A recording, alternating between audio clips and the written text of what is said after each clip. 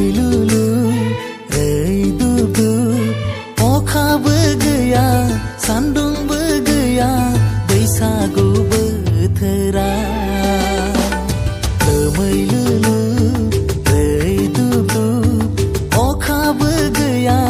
सान्दुंबो गैया बैसागु बोथोरा सना बेसेदि रमायना सना बेसेदि समायना दोमैलुलु रैदुदु अखाबो गैया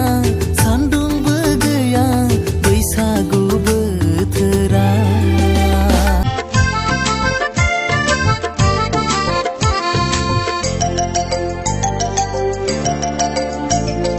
गोरबो खनायाव मा दं नों रजिया दं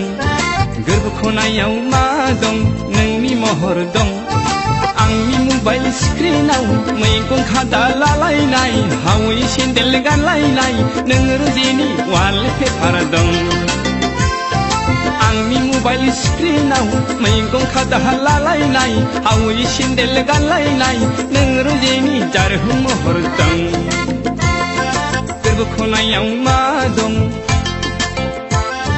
गोरबो खनायाव मा दं नों रजिया दं गोरबो खनायाव मा दं नोंनि महर दं हिला हिला हिला हिला हिला हिला हिला हिला हिला हिला